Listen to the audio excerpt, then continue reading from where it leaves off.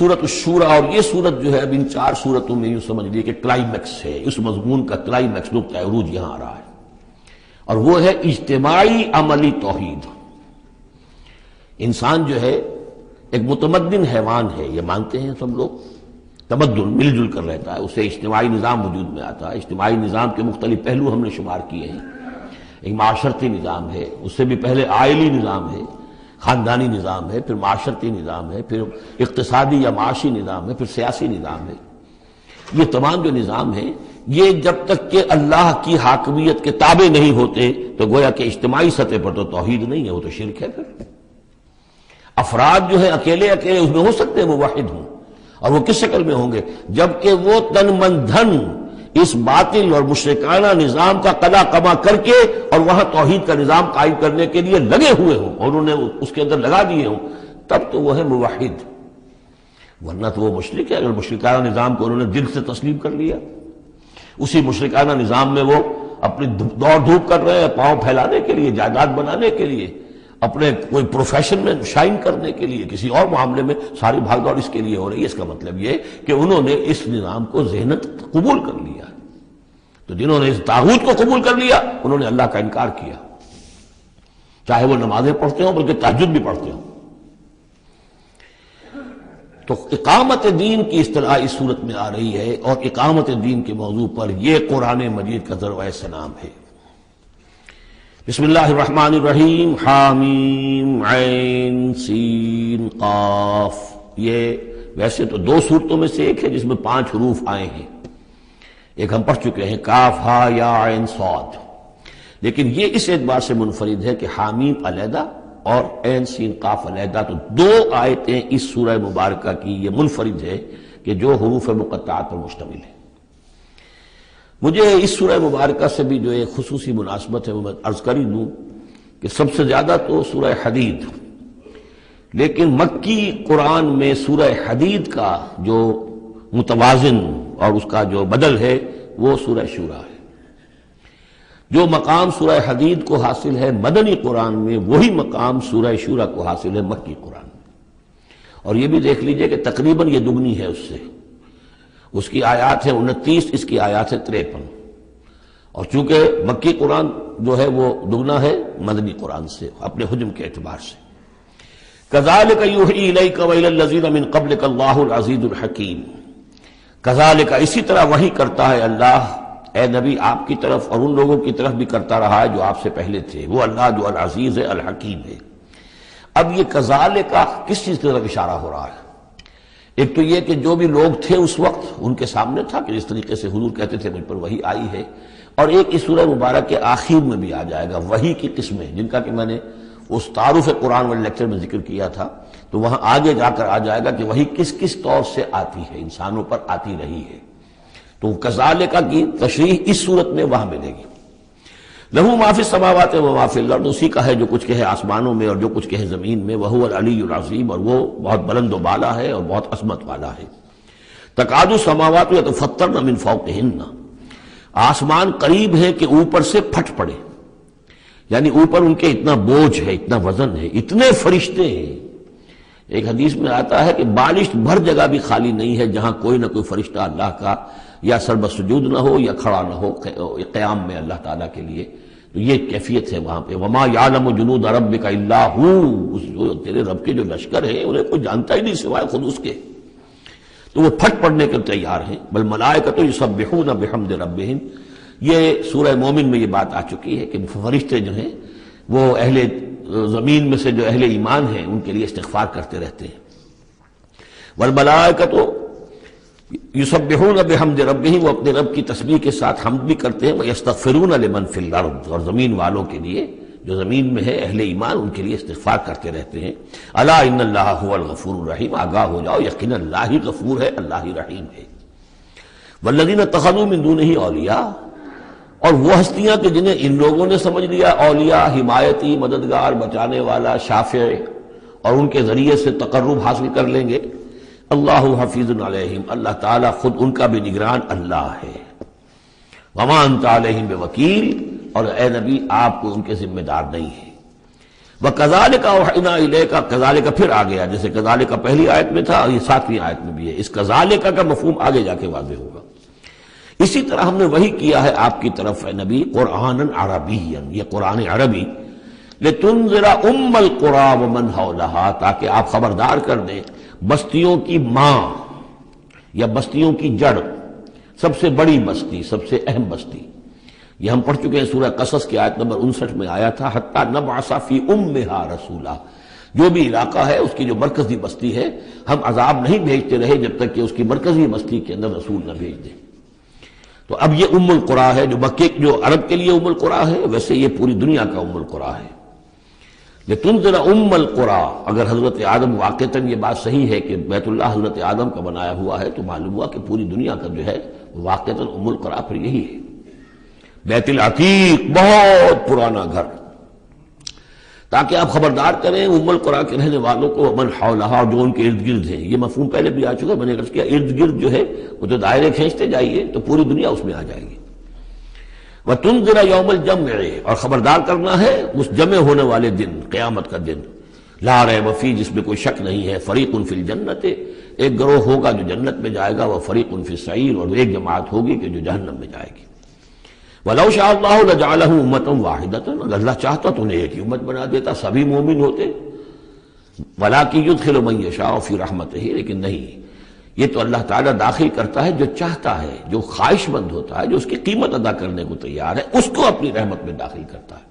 یہ مفت میں وہ اللہ تعالیٰ اپنی یہ رحمت اور اپنی جنت جو ہے مفت میں دینے کو اس نے نہیں بنائی ہے، جو چاہتا ہے اس کا ارادہ کرے، پھر اس کی قیمت ادا کرے۔ ان اللہ اشتری من المؤمنین انفسهم واموالهم بان لهم الجنہ والظالمون ما لهم من ولی ولا نصیر، اور جو ظالم ہوں گے، مشرک ہوں گے، کافر ہوں گے، ان کا پھر نہ کوئی ولی اور حمایتی ہے اور نہ کوئی مددگار ہے۔ ابھی اتخذوا من دونہ اولیاء، دوبارہ وہی بات آئی کہ انہوں نے اللہ کے سوا جو ہے کہ اپنے اور حمایتی اختیار کر لیے ہیں۔ فاللہ هو الولی، تو اے کم عقلو، اللہ ہی ہے ولی، ایک ہی ولی ہے، بس اس کو پکڑو، اسی کو اپنا ولی مانو۔ اللہ ولی الذین آمنوا یخرجہم من الظلمات الی النور وہو یحیی الموتیٰ، وہی ہے کہ جو زندہ کرے گا مردوں کو، وہو علی کل شیء قدیر، اور وہ ہر چیز پر قادر ہے۔ وَمَا اخْتَلَفْتُمْ فِيهِ مِنْ شَيْءٍ فَحُكْمُهُ إِلَى اللَّهِ، یہاں سے اب مضمون شروع ہو رہا، اس کی تمہید بن رہی ہے۔ تمہارے مابین جو بھی اختلاف ہو اس کے فیصلے کا حق اللہ کے پاس ہے، حاکم وہ ہے، اس کے لیے ہے حاکمیت، sovereignty belongs to him and him alone۔ سروری زیبا فقط اس ذات بے ہمتا کو ہے، حکمراں ہے ایک وہی، باقی بتانے آزری۔ اس کی حاکمیت کے تحت پورا نظام زندگی کا آ جائے گا تو اس کا نام ہے اللہ کا دین قائم ہو گیا، توحید بالفعل اس پورے نظام میں قائم ہو گئی، ایک اللہ کی حکومت، ایک اللہ کی مرضی، ایک اللہ کا قانون۔ ذالکم اللہ ربی علیہ توکل، تو وہ ہے اللہ میرا رب، اس پر میں نے توکل کیا ہے، وإلیہ انیب، اور اسی کی طرف میرا رجوع کرنا ہے۔ فاطر السماوات والارض، وہ آسمانوں اور زمین کا پیدا فرمانے والا ہے۔ جعل لکم من انفسکم ازواجا، اس نے تمہاری ہی نوع سے تمہارے لیے بیویاں بنا دی، جوڑے بنا دیے۔ ومن الانعام ازواجا، اسی طرح چوپایوں میں بھی ہر سپیشیز کے اندر نر بھی ہے، مادہ بھی ہے۔ یذرؤکم فیہ، اسی سے وہ تمہاری افزائش کرتا ہے، افزائش نسل، اسی سے تمہیں پھیلاتا ہے۔ لیس کمثلہ شیء، اس کی یونیک ہستی، اس کے مثال کی سی بھی کوئی شے نہیں۔ اب کیا کریں، ایک چیز ایبسلیوٹ نیگیشن کے لیے ہماری زبان میں کوئی اسلوب ہے ہی نہیں، اس جیسی کوئی شے نہیں، اس کی سی کوئی شے نہیں، اس کی مثال کسی بھی کوئی شے نہیں۔ اب یہ اس سے زیادہ یہ اور اس کے اندر ایمفیسس کا، ایبسلیوٹلی یونیک، لا مثل لہ ولا مثال لہ ولا ضد لہ ولا ضد لہ، وہ جو بھی آپ الفاظ اتنے بھی جمع کرتے جائیں گے۔ وہو السمیع البصیر، اور وہی ہے سب کچھ سننے والا اور سب کچھ دیکھنے والا۔ لہ مقالید السماوات والارض، اسی کے لیے ہیں آسمانوں اور زمین کی تمام کنجیاں۔ یبسط الرزق لمن یشاء، وہ بچھا دیتا ہے اور کھول دیتا ہے، بسط وسیع کر دیتا ہے، کشادہ کر دیتا ہے رزق کو جس کے لیے چاہتا ہے، وہ یقدر، اور جس کے لیے چاہتا ہے ماپ تول کر راشننگ کر کے دینا شروع کر دیتا ہے۔ انہ بکل شیء علیم، اور یہ بھی اس کے علم پر ہے کہ کس کے لیے یہ بہتر ہے، کس کے لیے وہ بہتر ہے، وہ ہر چیز کا جاننے والا ہے۔ اب جو آیت آ رہی ہے وہ اس سورہ مبارکہ کا کلائمیکس ہے، اور اس موضوع پر قرآن مجید کا کلائمیکس ہے، اقامت دین کے موضوع پر۔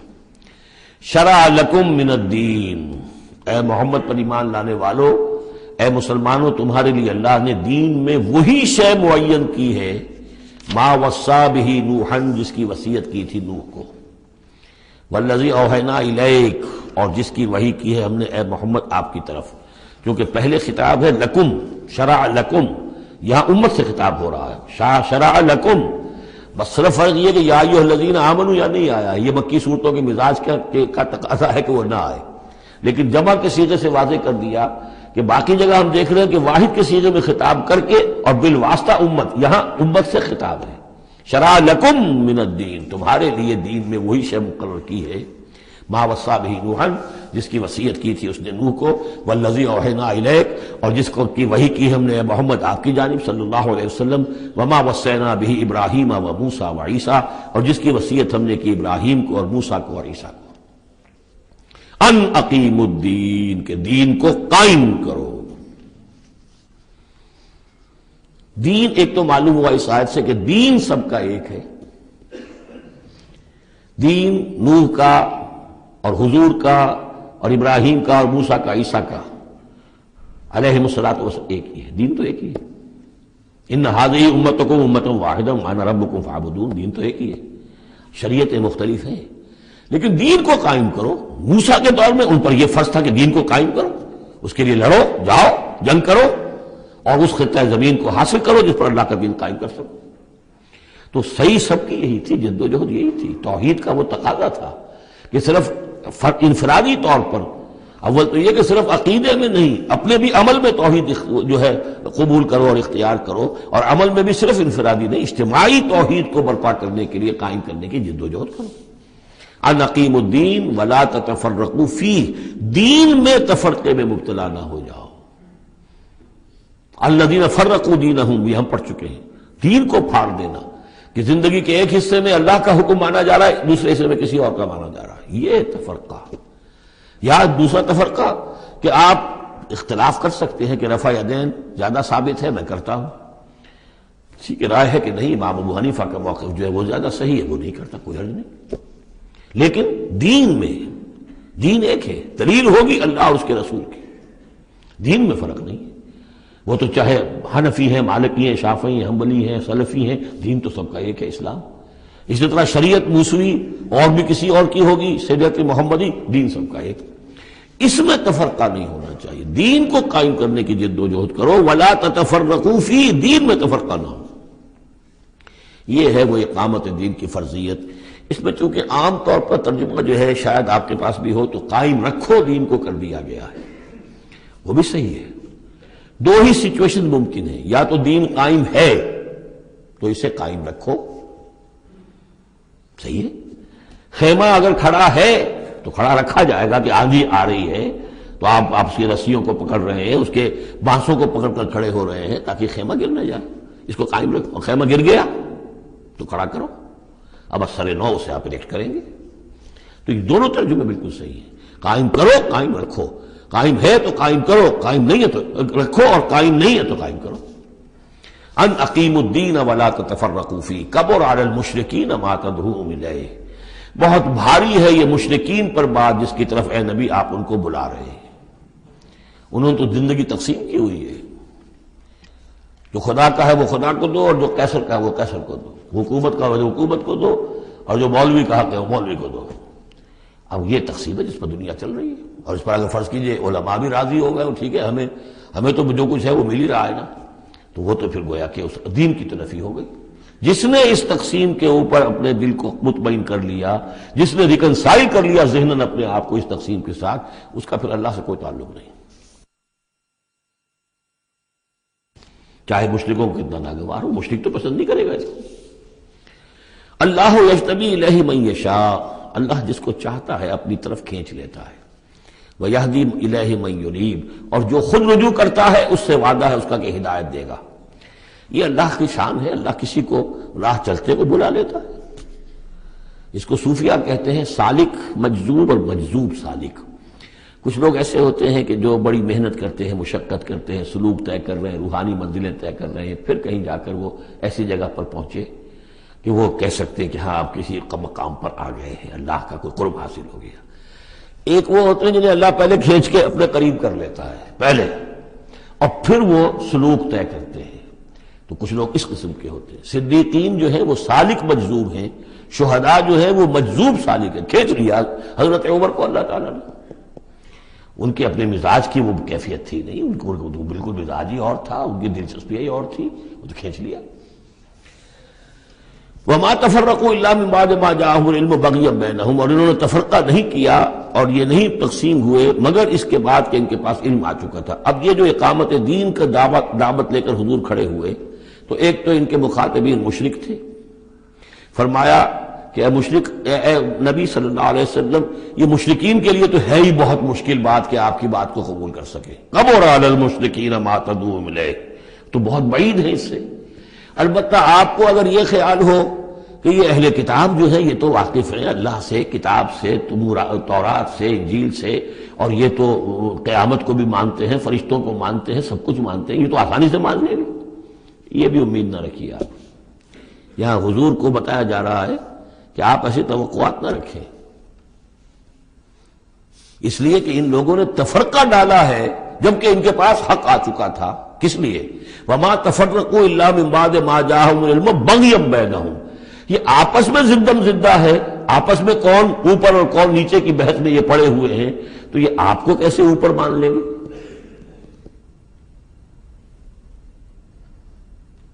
آپ کا قبلہ کیسے مان لیں گے؟ یہ ایک دوسرے کا قبلہ نہیں مانتے۔ یروشلم دونوں کا قبلہ ہے لیکن ایک نے شرقی کر لیا، ایک نے غربی کر لیا۔ جب اہل کتاب جو ہے آپس میں جھگڑ رہے ہیں، لڑ رہے ہیں، وہم یتلون الکتاب، اور جبکہ وہ پڑھ رہے ہیں کہ کتاب۔ قالت اليہود لیست النصارى علی شیء وقالت النصارى لیست اليہود علی شیء وہم یتلون الکتاب۔ تو اے نبی آپ کو کیسے مان لیں گے؟ توقع نہ رکھیے۔ توقع اگر ہوتی ہے انسان کو تو پھر مایوسی ہوتی ہے۔ Be prepared for the worst, پھر جو اللہ کی طرف سے آ گیا اس کے اوپر شکر ادا کیے، امید نہ رکھیے۔ امید زیادہ رکھیں گے تو جلدی مایوس ہو جائیں گے، تھک جائیں گے۔ کبر علی المشرکین، اب یہ دیکھیے اقامت دین کی جد و جہد اتنی مشکل شے ہے کہ حضور سے کہا جا رہا ہے کہ آپ جلدی کامیابی کی توقع نہ رکھیں۔ مشرکین کے لیے تو خیر یہ بہت بھاری ہے ہی، ان اہل کتاب سے بھی کوئی توقع نہ رکھیے۔ وما تفرقوا الا من بعد ما جاءهم العلم بغيا بينهم ولولا كلمة سبقت من ربك الى اجل مسمى، اور اگر وہ بات پہلے ہی سے تیرے رب کی جانب سے طے نہ ہو چکی ہوتی کہ ان کے لیے ایک اجل مسمى، ایک معین وقت ہے، لقضي بينهم، ان کے جو اختلافات ہیں ان کے فیصلے ابھی چکا دیے جاتے۔ وَإِنَّ الَّذِينَ أُورِثُوا الْكِتَابَ مِن بَعْدِهِمْ، اور جو لوگ کتاب کے وارث ہوئے ہیں ان کے بعد، لَفِي شَكٍّ مِّنْهُ مُرِيبٍ، وہ دھوکے میں پڑے ہوئے ہیں، شکوک و شبہات میں مبتلا ہو گئے۔ جب اللہ تعالیٰ کسی امت کو کتاب دیتا ہے اور اس امت کے اندر جو ہے پھر وہاں کے نوجوان فرض کیجئے تیسری چوتھی پانچویں نسل میں آ کر دیکھتے ہیں کہ جو اس کتاب کے عالم ہیں، پڑھنے پڑھانے والے ہیں، آپس میں دست و گریبان ہیں، لڑ رہے ہیں، ان کی زندگیوں کو بھی ہم دیکھتے ہیں تو وہ بھی اسی طرح کے دنیا دار ہیں جیسے ہم ہیں، تو ان کا اعتماد کتاب پر سے اٹھ جاتا ہے کہ ہم نے تو یہ کتاب پڑھی نہیں، انہوں نے تو پڑھی ہوئی ہے، یہ تو اس کتاب کو پیے ہوئے ہیں، اور پھر ان کا کردار یہ ہے۔ تو کیا ہے اس کتاب میں؟ پھر ذرا نوٹ کیجئے اس کو۔ وَإِنَّ الَّذِينَ أُورِثُوا الْكِتَابَ مِن بَعْدِهِمْ لَفِي شَكٍّ مِّنْهُ مُرِيبٍ، ان کے اندر شکوک و شبہات، ریب پیدا ہو جاتے۔ فَلِذَلِكَ فَادْعُ، فَلِذَلِكَ فَادْعُ، تو اے نبی آپ اسی کی دعوت دیتے رہیے، دیتے رہیے۔ ذالکہ کا اشارہ کدھر ہوگا؟ ان اقیم الدین، اقامت دین کی دعوت دیتے رہیے، دیتے رہیے۔ وَاسْتَقِمْ كَمَا أُمِرْتَ، آپ کو اقامت دین کا حکم دیا گیا ہے، دین کو غالب کرنے کی جد و جہد کے لیے آپ کو بھیجا گیا ہے، آپ اسی پر جمے رہیے۔ Never settle for any thing لیس، یہ تو چاہیں گے کمپرومائز کرنا، وَدُّوا لَوْ تُدْهِنُوا فَيُدْهِنُونَ، یہ کافر تو چاہیں گے کہ آپ ذرا نرم پڑے تو وہ بھی نرم پڑ جائیں، لیکن آپ نہیں، آپ کھڑے رہے۔ الحق من ربکم، سورہ کہف میں ہم پڑھ چکے ہیں، الحق من ربکم فمن شاء فلیؤمن ومن شاء فلیکفر، یہ حق ہے تمہارے رب کی طرف سے، جو چاہے پورے پر ایمان لائے، جو چاہے چھوڑ دے، دفع ہو جائے۔ اللہ کو تمہاری ضرورت نہیں ہے، تمہیں اللہ کی ضرورت ہے۔ فَلِذَلِكَ فَادْعُ وَاسْتَقِمْ كَمَا أُمِرْتَ وَلَا تَتَّبِعْ أَهْوَاءَهُمْ، ان کی خواہشات کی پیروی نہ کیجیے۔ یہی بات تو ہے جو پھر آگے سورہ بقرہ میں آئی. آگے اس لیے کہہ رہا ہوں کہ نازل تو بعد میں ہوگی نا، ابھی 5-6 سال کے بعد نازل ہوگی سورہ بقرہ. لن ترضی عنک الیہود ولا النصارى حتی تتبع ملتہم. اے نبی، یہودی اور نصرانی آپ سے راضی نہیں ہوں گے جب تک کہ آپ ان کی پیروی نہ کریں. وہ تو کہیں گے ہمارے پیچھے چلو، ہماری گدیاں ہیں، ہماری خانقاہیں چلی آ رہی ہیں، ہمارے مدرسے ہیں، ہمارے یہاں پہ یہ جو ہے مسندیں ہیں ہمارے پیچھے چلو، ہم تمہارے پیچھے کیوں چلیں. بڑی اہم ہے یہ 3 آیتیں، بڑی اہم ہے، بڑی اہم ہے. شرع لکم من الدین سے شروع ہو کر اور یہ 15ویں آیت فلذلک فادع واستقم کما امرت ولا تتبع اهواءهم وقل آمنت بما انزل اللہ من کتاب. اور کہہ دیجئے کہ میرا ایمان تو ہے اس کتاب پر جو اللہ نے نازل کی ہے. یہ گویا کہ خلاصہ آ گیا یہ سورہ حامیم سجدہ کا، وہ کتاب 6 دفعہ جو کتاب کا ذکر اس میں آیا ہے. اس کی دعوت ہے تو اس کتاب کے ذریعے سے، استقامت ہے تو اس کتاب کو پڑھنے سے استقامت ہوگی. اتل ما اوحی الیک من کتاب ربک واقم الصلاۃ ان الصلاۃ تنہی عن الفحشاء والمنکر وَأُمِرْتُ لِأَعْدِلَ بَيْنَكُمْ. اور کہہ دیجئے مجھے حکم ہوا ہے تمہارے مابین عدل قائم کروں. تم مجھے کوئی واعظ نہ سمجھو، واعظ گو، واعظ قصہ گو. واعظ کہنے کے لیے آئے، اچھی باتیں کہیں، لوگ بھی گردن جھکا کے سن لیتے ہیں. یہ بھی واعظ کہہ کے چلے جائیں گے، کچھ خدمت کر دیں گے ان کی، کچھ پیسے ان کو ہم دے دیں گے. اللہ خیر صلی اللہ، ایک محفل ہم نے منعقد کر لی، ثواب ہو گیا. باقی نہ وہ کہتے ہیں کہ حرام خوری چھوڑو، نہ ہم نے چھوڑنی ہے. کام وہی کرنا ہم نے جو ہم کر رہے ہیں. ہاں مجلس ہم نے کر لی، عید میلاد منا لی ہم نے، اتنا بڑا جلوس کر لیا، اتنے بڑے بڑے علماء آ گئے اس کے اندر اور بڑا عمدہ ہمارا شو ہو گیا، ٹھیک ہے. تو میں وہ نہیں ہوں. حضور نے فرمایا مجھے حکم ہوا ہے عدل قائم کروں. جیسے کہ حضرت ابو بکر نے کہا تھا، لوگوں جب بیعت خلافت ہوئی ہے تم میں سے ہر کمزور میرے نزدیک قوی ہوگا جب تک کہ اسے اس کا حق دلوا نہ دوں، اور ہر قوی ضعیف ہوگا جب تک کہ اسے حق وصول نہ کروں. عدل کو قائم کرنے کے لیے مجھے بھیجا ہے. وَأُمِرْتُ لِأَعْدِلَ بَيْنَكُمْ اللَّهُ رَبُّنَا وَرَبُّكُمْ. ویسے اللہ ہمارا بھی رب ہے، تمہارا بھی رب ہے. لَنَا أَعْمَالُنَا وَلَكُمْ أَعْمَالُكُمْ. ہمارے لیے ہمارے اعمال ہے، تمہارے لیے تمہارے اعمال ہے. لَا حُجَّةَ بَيْنَنَا. آپس میں حجت بازی کرنے کا کوئی فائدہ نہیں. اللہ یجمع بیننا، اللہ ہمیں جمع کر دے گا، یا تو اس دنیا میں جمع کر دے گا. یہ ان لوگوں سے بات کہی جا رہی ہے جو کچھ نسبتاً قریب ہوتے ہیں. وہ کہتے ہیں نہیں اس طرح نہ کرو، اس طرح کر لو، مقصد تو تمہارا ٹھیک ہے، طریقہ کار یہ نہیں، یوں کرو. کہیے بھائی دیکھیے ہمارے سامنے جو طریقہ کار ہے ہم اس پر کام کر رہے ہیں، ہمیں وہی صحیح معلوم ہو رہا ہے. آپ کو کوئی اور اچھا لگتا ہے آپ اس پر کام کیجیے، اس میں حجت بازی کیا ضرورت ہے. آپ بھی مخلص ہیں، ہم بھی مخلص ہیں، مقصد ہمارا ایک ہے، آج نہیں تو کل جمع ہو جائیں گے. یا آپ پر واضح ہو جائے گا کہ ہمارا طریقہ کار غلط تھا، یا ہم پر واضح ہو جائے گا کہ ہم نے جسے صحیح سمجھا تھا وہ غلط تھا. جڑ جائیں گے. جب تک آپ سمجھ رہے ہیں کہ آپ کا طریقہ کار صحیح ہے، ہم سمجھتے ہیں کہ ہمارا طریقہ کار صحیح ہے، آپ اس پر عمل کیجئے، ہم اس پر عمل کریں گے. اللہ ربنا وربکم لنا اعمالنا ولکم اعمالکم لا حجۃ بیننا وبینکم اللہ یجمع بیننا. اللہ ہمیں جمع کر دے گا، آج نہیں تو کل، کل نہیں تو پرسوں. جیسے منی سے چلتے ہیں قافلے، لاکھوں قافلے ہوتے ہیں جو چلتے ہیں، اور وہ 8 9 10 سڑکیں ہیں. سڑکیں کیا ہیں؟ وہ سب کے سب فٹ بال کے گراؤنڈز ہیں، چل رہے ہیں قافلے. لیکن سب سڑکیں جو ہیں وہ کنورج کر رہی ہیں عرفات پر. جیسے جیسے قافلے بڑھ رہے ہیں وہ سڑکوں کے مابین فاصلے کم ہو رہے ہیں. تو اگر تو ہماری منزل واقعی اقامت دین ہے تو چاہے ہم اس سڑک سے آ رہے ہیں چاہے اس سڑک سے آ رہے ہیں، آگے پہنچ جائیں گے. اللہ یجمع بیننا، میدان عرفات میں تو ہم جمع ہو جائیں گے نا.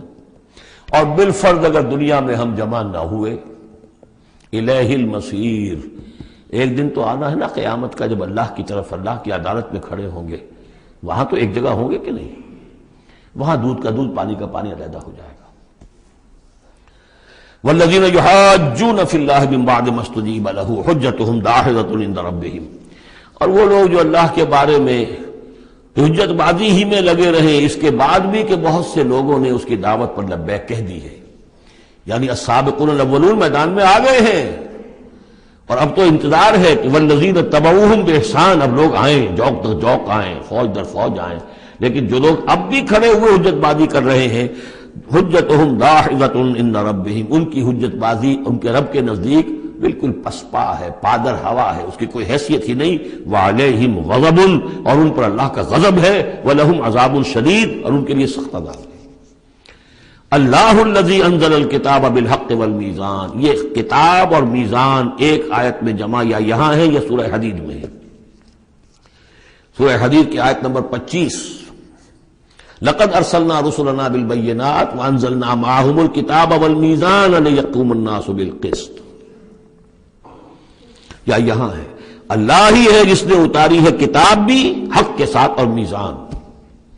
میزان وہ نظام ہے دین حق کا، کتاب نے حق مقرر کر دیا ہے، میزان تول کر دیتی ہے۔ پھر اللہ نے دین کو مقرر کر دیا، لیکن دین کا نظام جب تک نہیں ہوگا تو دین کے مطابق فیصلے کیسے ہوں گے؟ اللہ نے تمہیں کتاب بھی دی ہے، نظام دیا ہے، میزان دی ہے۔ وما یدریک لعل الساعۃ قریب، کیا پتا کہ قیامت قریب آئی کھڑی ہو۔ اور الساعۃ سے مراد میری قیامت تو میری موت ہے۔ تم اگر اس میزان کو نصب کرنے کے لیے تن من دھن نہیں لگا رہے ہو تو کیا پتا مہلت عمل کل ختم ہو جائے، کیا پتا ہم میں سے کسی کو کل صبح کا سورج دیکھنا نصیب نہ ہو، کیا پتا۔ تاخیر و تعویق میں وقت ضائع کرنا سب سے بڑی حماقت ہے۔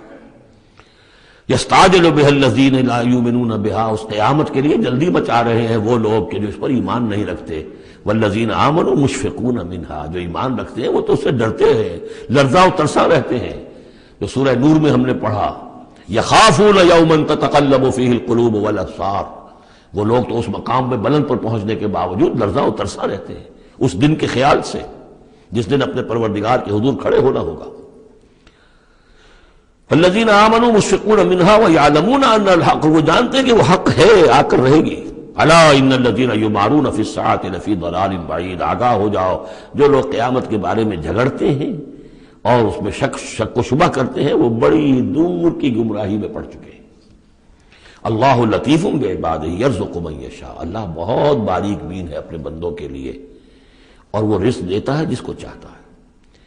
یعنی اقامت دین کی جد و جہد میں یہ فکر نہ تمہیں ہو کہ کیا کھائیں گے کیا پئیں گے۔ میں آپ کو حضرت مسیح کا وہ قول بھی سنا چکا ہوں جو متی کی انجیل میں ہے، کیوں فکر کرتے ہو کیا کھاؤ گے اور پیو گے؟ کیا جنگل کی چڑیاں جو ہیں جو نہ ہل چلاتی ہیں نہ بوتی ہیں نہ کاٹتی ہیں لیکن صبح کو اپنے گھونسلوں سے نکلتی ہیں اور شام کو آسودہ ہو کر واپس آتی ہیں، تو وہ رب جو ان کو کھلاتا پلاتا ہے وہ تمہیں نہیں کھلائے گا؟ کیوں تشویش کرتے ہو کہ کیا پہنیں گے؟ جنگل کی سوسن کو نہیں دیکھتے کہ جیسا خوبصورت لباس اللہ نے اسے دیا ہے۔ سلیمان بھی اپنی ساری شان و شوکت کے باوجود ویسی پوشاک نہیں رکھتا تھا۔ تو جو اس گھاس کو یہ سب کچھ دے رہا ہے جو آج ہے اور کل جلا دی جائے گی، کیا وہ تمہیں نہیں، تمہارا تن نہیں ڈھانکے گا؟ لیکن تمہیں ایمان نہیں ہے۔ تو فرمایا اللہ لطیف ہے اپنے بندوں کے لیے۔ ایک دفعہ یکسو ہو کر فیصلہ تو کرو کہ اب اپنے آپ کو وقف کرنا ہے اس کام کے لیے۔ اللہ تعالیٰ وہاں سے رزق دے گا جہاں سے تمہیں گمان تک نہیں ہوگا۔ من یتق اللہ یجعل لہ مخرجا ویرزقہ من حیث لا یحتسب، لیکن اس کے لیے اللہ پر ایمان ضروری ہے، توکل ضروری ہے۔ ہاں تھوڑا سا اللہ تعالیٰ امتحان بھی لے لیتا ہے، سختیاں بھی آ جاتی ہیں، امتحان پھر آدمی ثابت کر دے کہ میں تو یکسو ہوں، اے اللہ اب میں نے فیصلہ کر لیا، اللہ پھر راستے کھول دیتا ہے۔ وَهُوَ الْقَوِيُّ الْعَزِيزُ، وہ تو بہت قوی ہے، زبردست ہے۔ اب یہ جو مضمون آگے آ رہا ہے یہ وہ ہے جس کی کلائمیکس ہم پڑھ چکے ہیں سورہ بنی اسرائیل میں، من کان یرید العاجلۃ عجلنا لہ فیہا ما نشاء لمن نرید، یہاں وہی مضمون مختصر آ رہا ہے۔ من کان یرید حرث الآخرۃ نزد لہ فی حرثہ، جو شخص کے طالب بن گیا ہو آخرت کی کھیتی کا، ہم اس کی کھیتی میں اضافہ کرتے رہتے ہیں، بڑھوتری ہوتی رہتی ہے۔ ومن کان یرید حرث الدنیا، اور جو بن گیا ہے دنیا ہی کی کھیتی کا طالب، نؤتہ منہا، ہم اس میں سے اسے کچھ دے دیتے ہیں، فما لہ فی الآخرۃ من نصیب، پھر آخرت میں اس کا کوئی حصہ نہیں ہے۔ ام لہم شرکاء شرعوا لہم من الدین ما لم یأذن بہ اللہ، یہ شرک کے معاملے میں یہ مضمون بہت اہم ہے۔ ایک تو بار بار آیا ہے کہ نہ اللہ نے کوئی سند اتاری، نہ سلطان اتاری، نہ کسی کتاب میں اس کے لیے کوئی دلیل اتاری، کہیں کچھ ہے ہی نہیں۔ لیکن یہ بات جو ہے یہ منفرد ہے یہ سورہ مبارکہ اس بات میں، کیا ان کے کوئی ایسے شرکاء بھی ہیں کہ جنہوں نے انہیں کوئی دین دیا ہو؟ کوئی قانون دیا ہو، کوئی نظام دیا ہو، لات عزا منات ہبل، کوئی انہوں نے تمہیں کتاب دی ہے، کوئی شریعت دی ہے، کوئی نظام دیا؟ ام لہم شرکاء شرعوا لہم من الدین ما لم یاذن بہ اللہ، جس کے کہ اللہ نے اذن نہ دیا ہو، حکم نہ دیا ہو۔ اگر تو واقعی کوئی الہ ہے، کوئی واقعی ہے، تو اسے دینا چاہیے۔ یہ نظام ہے تمہارے لیے، نظام کے بغیر کیسے الہ ہو گیا؟ ام لہم شرکاء، کیا ان کے کوئی ایسے شرکاء ہیں شرعوا لہ من الدین، کہ انہوں نے دین میں کوئی شے ان کے لیے ایسی طے کر دی ہو کہ ما لم یاذن بہ اللہ، جس کے لیے حکم نہیں دیا اللہ نے، ولولا کلمۃ الفصل لقضی بینہم، اور اگر ایک فیصلے کی بات جو ہے وہ پہلے سے طے نہ ہو چکی ہوتی، ان کے درمیان فیصلے کر دیے جاتے۔ وان الظالمین لہم عذاب علیم، اور ظالموں کے لیے تو بہت دردناک عذاب ہے۔ تری الظالمین مشفقین مما کسبوا، اب قیامت کا نقشہ کھینچا جا رہا ہے۔ تم دیکھو گے ان ظالموں کو، مشرکوں کو، کافروں کو کہ ڈر رہے ہوں گے، کانپ رہے ہوں گے اپنے کرتوتوں کے تصور سے، مما کسبوا، اور اس سے تو پتا ہوگا، بل الانسان علی نفسہ بصیرہ، انسان کو تو معلوم ہے، اپنی کیفیت تو معلوم ہے اسے، تو لرزاں و ترساں ہوں گے۔ وَهُوَ وَاقِعٌ بِهِمْ، اور وہ ان کے اوپر پڑنے والا ہوگا۔ اب جو بھی انہوں نے کمایا ہے وہ گویا کہ اب ان کے سروں پر گرنے والا ہوگا۔ والذین آمنوا وعملوا الصالحات، اور اس کے برعکس وہ لوگ جو ایمان لائے تھے، جنہوں نے ایمان کے تقاضے پورے کیے، عمل صالح کا حق ادا کیا، فی روضات الجنات، وہ جنتوں کے باغات میں ہوں گے۔ لہم ما یشاءون عند ربہم، ان کے لیے وہ سب کچھ ہوگا ان کے رب کے پاس جو کچھ وہ چاہیں گے۔ ذالک هو الفضل الکبیر، یقیناً یہ بہت بڑی فضیلت ہے جو انہیں حاصل ہو جائے گی۔ ذالک الذی یبشر اللہ عبادہ الذین آمنوا، یہ ہے وہ انجام نیک جس کی بشارت دے رہا ہے اللہ اپنے ان بندوں کو، الذین آمنوا وعملوا الصالحات، جو ایمان لائیں اور نیک عمل کریں۔ قل لا اسألکم علیہ من اجرا قل لا اسألکم علیہ اجرا الا المودۃ فی القربى، کہہ دیجئے کہ میں تم سے کوئی اجرت نہیں مانگتا، کوئی اجر نہیں مانگتا، کوئی مزدوری نہیں مانگتا، کوئی انعام میں نے کبھی نہیں مانگا، الا المودۃ فی القربى، سوائے قرابت داری کے لحاظ کے۔ اس آیت کو اہل تشیع نے توڑ مروڑ کر بنا دیا ہے کہ یہاں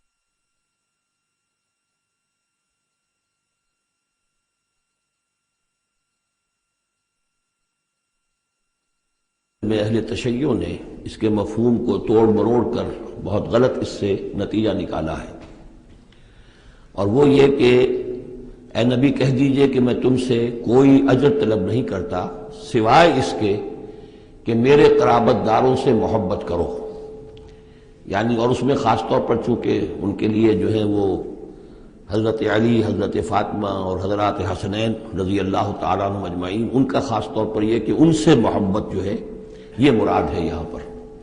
حالانکہ اس کا مفہوم بالکل جدا ہے کہ میں تم سے کوئی اجر تو نہیں مانگتا، لیکن یہ کہ میں تم سے یہ ضرور چاہتا ہوں کہ قرابت کا لحاظ تو کرو، میں آخر تمہارے کنبے کا آدمی ہوں، قبیلے کا آدمی ہوں، تم جو کچھ میرے ساتھ کر رہے ہو، جو عرب کی ایک تہذیب ہے، اس کا ایک کلچر ہے، قرابت کا جو لحاظ ہوتا ہے وہ تو کرو۔ تمہارا جو طرز عمل ہے اس میں تو گویا کہ تم نے ان ساری ہی جو بھی ہماری روایات میں سے جو اچھی چیزیں تھیں، میری زدم زدہ میں، میرے شقاق میں آ کر تم نے سبھی کو نظر انداز کر دیا ہے۔ بس یہ ہے اس کا مفہوم۔ قل لا اسألکم علیہ اجرا الا المودۃ فی القربى ومن یقترف حسنۃ نزد لہ فیہا حسنا، اور جو کوئی بھی کوئی بھلائی کمائے گا تو ہم اس کے لیے اس میں اور بھلائی میں اضافہ کرتے رہیں گے۔ ان اللہ غفور شکور، یقیناً اللہ تعالیٰ غفور ہے اور شکور ہے۔ ام یقولون افترى علی اللہ کذبا، کیا ان کا یہ خیال ہے کہ یہ قرآن محمد نے خود گھڑ کر صلی اللہ علیہ وسلم اللہ تعالیٰ کی طرف منسوب کر دیا ہے؟ فَإِن يَشَإِ اللَّهُ يَخْتِمْ عَلَىٰ قَلْبِكَ، اب یہاں پہ خطاب حضور سے کرتے ہوئے اللہ تعالیٰ فرما رہے ہیں کہ اے محمد اگر ہم چاہیں، اگر اللہ چاہے تو آپ کے قلب کے اوپر مہر کر دے، یعنی پھر یہ کہ یہ جو آپ کے پاس وحی آ رہی ہے وہ وحی نہیں آ سکے گی، یعنی وحی کا آنا جو ہے اس میں آپ کے اختیار کو سرے سے یہ دخل بھی نہیں ہے۔ کجا یہ کہ آپ اس کو بنائیں، گھڑیں اور اس کو خود تصنیف کریں، یہ تو بالکل خالصتاً آپ کے لیے وہبی شے ہے۔ اگر ہم چاہیں، اللہ چاہے تو یہ کہ اسی طرح جیسے کہ سورہ بنی اسرائیل میں آ چکا ہے کہ ہم چاہیں تو لنذهبن بالذی اوحینا الیک، پھر ہم لے جائیں، سلب کر کے لے جائیں آپ سے اس وحی کو، اور قرآن مجید آپ کے سینے میں سے ہم سلب کر لیں، اختیار مطلق ہمارا ہے۔ ان کو بتایا جا رہا ہے کہ اس میں محمد الرسول اللہ صلی اللہ علیہ وسلم کا شخصی طور پر کوئی دخل نہیں۔ وَيَمْحُ اللَّهُ الْبَاطِلَ وَيُحِقُّ الْحَقَّ بِكَلِمَاتِهِ، اور اللہ تعالیٰ باطل کو تو محو کر دیتا ہے، مٹا دیتا ہے، اور حق کا حق ہونا اپنی باتوں سے، اپنی کلمات سے ثابت فرما دیتا ہے۔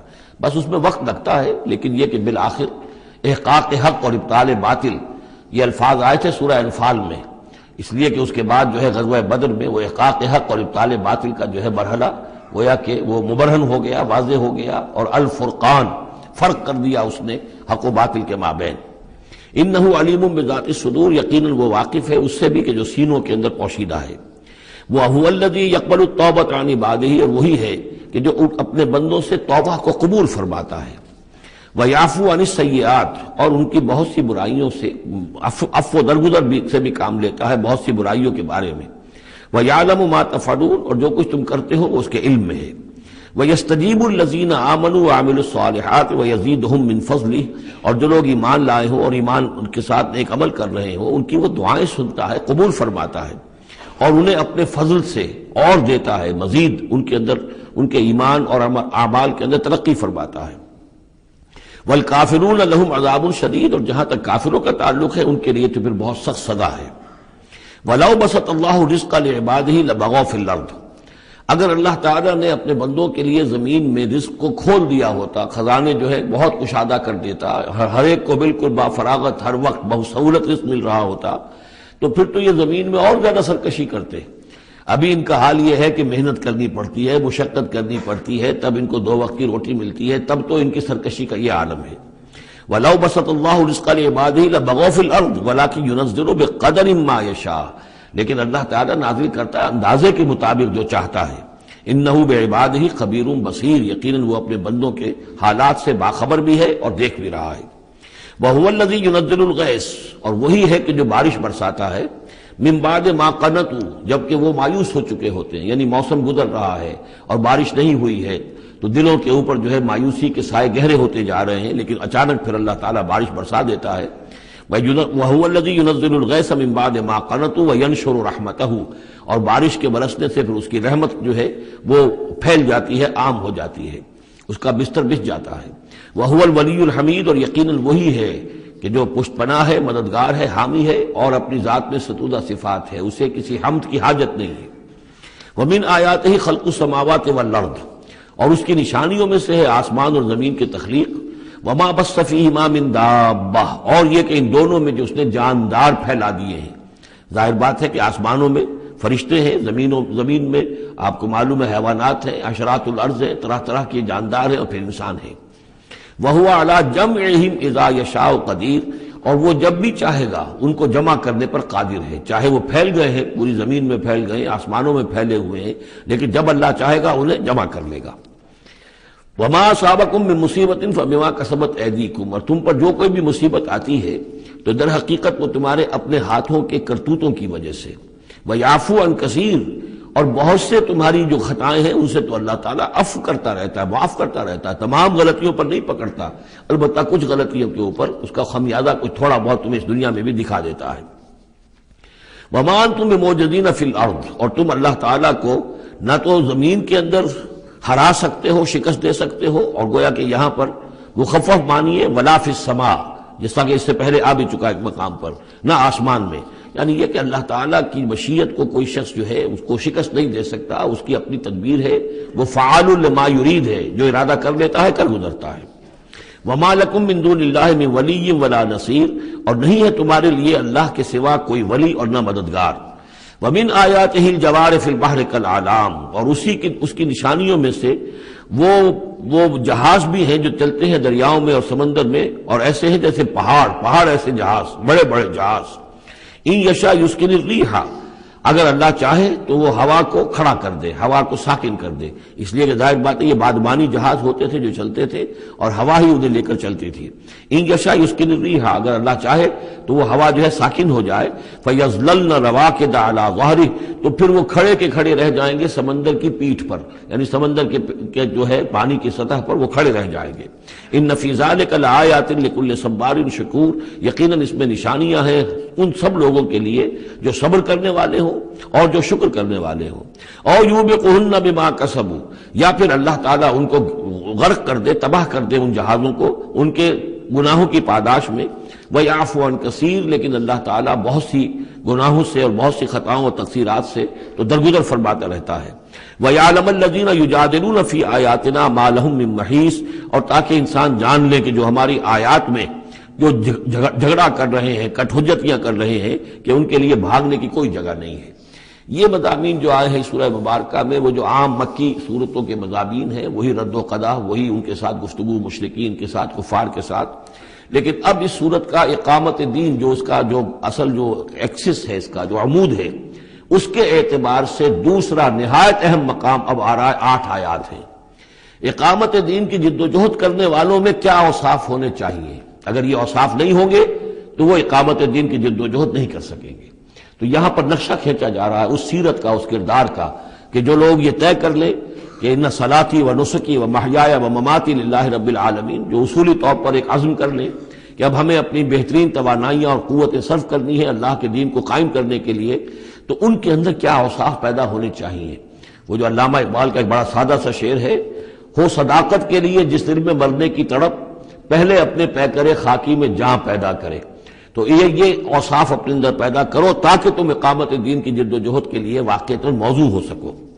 پہلی بات، فما اوتیتم من شیء فمتاع الحیات الدنیا، جو شے بھی تمہیں دنیا میں دی گئی ہے بس وہ دنیا کی زندگی کا ساز و سامان ہے، برتنا ہے۔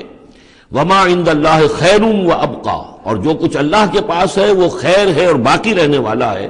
للذین آمنوا وعلی ربہم یتوکلون، ان لوگوں کے لیے کہ جو ایمان رکھتے ہو اور اللہ پر، اپنے رب پر توکل کریں۔ یعنی پہلی بات یہ کہ دنیا و ما فیہا سے ان کا قلبی تعلق جو ہے وہ اس طرح کا ہو جائے کہ اس کی کوئی اہمیت اور وقت ان کے دل میں نہ رہے، اور انہیں یقین ہو جائے کہ اصل میں ہمارا مطلوب آخرت ہے، ہمیں جو چاہیے وہ آخرت ہے، اور اس کی طلب ان کے دل کے اندر راسخ ہو چکی ہو۔ جب تک یہ بے رغبتی نہیں ہوگی دنیا سے، اگر کہیں بھی یہ دنیا کی محبت جو ہے کہیں وہ لگی ہوئی ہے، پھانس آپ کے دل میں چبھی ہوئی ہے، تو ہو سکتا ہے کہ وہ کہیں اڑنگا لگائے گی اور آپ جو ہے اپنے خیال میں تو بڑی ترقی کر رہے ہیں اقامت دین کی جد و جہد میں، لیکن کہیں وہ ایسی اڑنگا لگائے گی کہ اوندھے منہ نیچے گریں گے۔ پہلا فیصلہ یہ ہے کہ آدمی طے کر لے کہ میں طالب آخرت ہوں یا طالب دنیا ہوں، اور نمبر 2 یہ کہ توکل اللہ پر۔ یہ ایک آیت کے اندر یہ 2 شرطیں آئی۔ اب آگے چلیے، والذین یجتنبون کبائر الاسم والفواحش، اور وہ لوگ کہ جو اجتناب کرتے رہیں بڑے بڑے گناہوں سے اور بے حیائی کے کاموں سے۔ ظاہر بات ہے کہ اپنی سیرت کو ان چیزوں سے اگر پاک نہیں کریں گے تو اس قدم میں، اس میدان میں آگے نہیں بڑھ سکتے۔ لیکن یہاں دوبارہ نوٹ کر لیجئے کہ یہی مضمون سورہ نساء میں آ چکا ہے۔ ان تجتنبوا کبائر ما تنہون عنہ نکفر عنکم سیئاتکم وندخلکم مدخلا کریما، دوسری مرتبہ اب یہاں آ گیا ہے۔ یعنی یہ کہ اقامت دین کے جو جد و جہد کرنے والے ہوں انہیں کبائر کے بارے میں اصل میں زیادہ حساس ہونا چاہیے۔ صغائر کے معاملے میں جس قدر زیادہ حساس ہم ہو گئے ہیں وہ اصل میں ایک بالکل غلط رخ ہے۔ صغائر کے بارے میں کم اور کبائر کے بارے میں ہو اصل۔ صغائر تو از خود بھی ان الحسنات یذهبن السیئات، جو نیکیاں ہم کرتے ہیں اس سے خود بخود بھی وہ ایسے صغیرہ گناہ جو ہے معاف ہوتے چلے جاتے ہیں، لیکن ہو جاتا ہے الٹا برعکس ہو جاتا ہے معاملہ کہ ایک آدمی ان چیزوں میں تو بہت ہی جزرس ہو جائے اور بہت ہی باریک بین ہو جائے، لیکن جو حضرت مسیح کے الفاظ ہیں کہ مچھر تو چھانتے ہو اور سموچے اونٹ نکل جاتے ہو، یہ صورتحال جو ہے یہ بڑی ہی یوں سمجھیے کہ پیتھولوجیکل کنڈیشن ہے، یہ بیماری کی صورت ہے۔ یہ ہے کہ بڑے بڑے گناہوں سے اپنے آپ کو پاک کرو اور فواحش سے اور بے حیائی سے۔ وَإِذَا مَا غَضِبُوا هُمْ يَغْفِرُونَ، اور یہ کہ اگر کبھی کہیں غصہ آ جائے، جیسا کہ ہم پڑھ چکے ہیں سورہ حامیم سجدہ میں بھی کہ وَإِمَّا يَنزَغَنَّكَ مِنَ الشَّيْطَانِ نَزْغٌ وہ اگر شیطان کی کوئی چھوٹ لگنے ہی لگے تو فوراً اللہ کی پناہ طلب کرو. وَإِذَا مَا غَضِبُوا هُمْ يَغْفِرُونَ جب انہیں غصہ آتا ہے تو اس غصے کو ڈھانپ دیتے ہیں، غصے کو پی جاتے ہیں. غفر کے معنی ڈھانپ دینا ہے. ویسے اس کے جو عام ترجمہ ہے معاف کر دیتے ہیں، بجائے اس کے کہ غصے میں کسی پر حملہ کریں اور کسی سے انتقام لیں، بلکہ اس کے اندر عفو کی صورت ہو جب غصہ آئے. ایک ہے سوچ سمجھ کر کوئی اقدام کرنا ہے، کوئی آپ نے چیلنج کرنا ہے کسی باطل کو اور اس میں کوئی آگے بڑھ کر آپ کو اقدام کرنا ہے، وہ اور بات ہے. ایک ہے کہ غصے میں آ کر کوئی اقدام کیا جائے. وَإِذَا مَا غَضِبُوا هُمْ يَغْفِرُونَ تو وہ معاف کر دیتے ہیں، یا یوں کہیے غصے کو پی جاتے ہیں، یعنی غصے کے اوپر وہ پردہ ڈال دیتے ہیں. غفر جو ہے مغفر کہلاتا ہے خود، کہ جو سر کو ڈھانپ لیتا ہے تاکہ تلوار کا وار اگر سر پر آئے تو سر بچ جائے اور خود اس کو روک لے، تو مغفر. غفر کے معنی ڈھانپ دینا، گناہ کو ڈھانپ لینے والی شے ہے اللہ کی مغفرت. اسی طریقے پر یہ کہ وہ غصے کو پی جانے والا. وَالْكَاظِمِينَ الْغَيْظَ یہ ہم پڑھ چکے ہیں سورہ آل عمران میں. نمبر آگے چلیے. وَالَّذِينَ اسْتَجَابُوا لِرَبِّهِمْ اور وہ لوگ کہ جنہوں نے اپنے رب کی پکار پر لبیک کہا. وہ پکار کون سی ہے؟ اس سورہ مبارکہ میں اب تک صرف ایک فعل امر آیا ہے جمع کے صیغے میں، ان اقیم الدین، اور ایک فعل نہیں آیا ہے جمع کے صیغے میں ولا تتفرقوا فیہ. پوری صورت میں اب تک نوٹ کر لیجئے گا جا کر. تو یہ پکار اللہ کی کون سی ہے؟ اقیم الدین ولا تتفرقوا فیہ. اسی کے لیے کہا تھا حضور سے فلذالک فدعوا، اسی کی دعوت دیتے رہیے. آپ کی دعوت اقامت دین کی دعوت ہو. یہ آپ کی کسی جزوی شے کے اوپر آپ جو ہے وہ ہیمر نہ کر رہے ہو، کسی جزوی سی شے کو آپ نے ہدف نہ بنا لیا ہو. اصل ہدف اقامت دین. فلذالک فدعوا واستقم کما امرت ولا تتبع اهواهم. اب یہاں فرمایا والذین استجابوا لربهم، جنہوں نے اپنے رب کی پکار پر لبیک کہا، واقاموا الصلاۃ اور نماز قائم کی، اور وامرهم شورى بینہم. چونکہ اب اجتماعی زندگی ہے، جماعتی زندگی ہے، اس میں مشاورت کا نظام ہونا چاہیے کہ وہ جو فیصلے کریں، جو قدم اٹھائیں، وہ باہمی مشاورت سے ہو. یہ بھی روح جب تک کہ اس اجتماعیت کے اندر نہیں ہوگی باہمی مشاورت کی، اور یہ کہ کوئی ایک شخص سمجھے کہ بس ہر معاملے کے اندر مجھے اپنی مرضی چلانی ہے، تو ظاہر بات ہے کہ پھر وہ کام آگے نہیں چلے گا. ہم پڑھ آئے ہیں کہ حضور سے یہاں تک کہا گیا ہے کہ یہ جن صحابہ سے خطا ہوئی ہے، غلطی ہو گئی ہے، ان کو بھی آپ وشاورہم فی الامر فاعف عنہم واستغفر لہم وشاورہم فی الامر. حالانکہ ان سے خطا ہوئی ہے، غلطی ہوئی ہے، لیکن پھر بھی آپ انہیں اپنے مشوروں میں شامل رکھیے. اس لیے کہ اس سے دلجوئی ہوتی ہے، ساتھیوں کے اندر میوچول کانسیپٹ ڈیولپ ہوتا ہے، ایک کانفیڈنس ڈیولپ ہوتا ہے، اور وہ سمجھتے ہیں کہ ہماری بھی بات سنی جاتی ہے. اور حضور نے بسا اوقات اپنی رائے کو پیچھے رکھ کر اپنے ساتھیوں کی رائے کے مطابق فیصلہ کیا. غزوہ احد میں یہی ہوا ہے، غزوہ بدر میں یہی ہوا ہے کہ جہاں پر آپ نے کیمپ لگانے کا فیصلہ کیا تھا، جب بعض صحابہ نے آ کر کہا کہ ہمیں اگر اجازت ہو ہم اپنی رائے دیں، اور جب انہوں نے کہا کہ ہمارے خیال میں وہ جگہ بہتر ہے، آپ نے کہا ٹھیک ہے یہاں سے کیمپ اکھاڑو، وہاں لگا دو. وَأَمْرُهُمْ شُورَى بَيْنَهُمْ وَمِمَّا رَزَقْنَاهُمْ يُنْفِقُونَ. ایک اور شے جو لازم ہے اقامت دین کی جد و جہد میں، جہاں وقت لگے گا، جہاں آپ کی توانائی صرف ہوگی، اس میں پیسہ بھی لازم درکار ہے. وہ دعوت دین کا کام ہو، اقامت دین کی جد و جہد ہو. وَمِمَّا رَزَقْنَاهُمْ يُنْفِقُونَ، یہ انفاق کا مضمون آ گیا، اور جو کچھ کہ ہم نے انہیں دیا ہے اس میں سے وہ انفاق کرتے ہیں. وَالَّذِينَ إِذَا أَصَابَهُمُ الْبَغْيُ هُمْ يَنْتَصِرُونَ. یہ وہ چیز ہے جس کے لیے میں نے نوٹ کرایا تھا کہ ایک ہے دعوت دین کا مرحلہ. اس دعوت کے مرحلے میں تو صورت وہ بتائی گئی کہ ادفع باللتی ہی احسن. اگر کوئی تمہیں گالی دے تم دعا دو، کوئی تمہیں پتھر مارے تم پھول پیش کرو.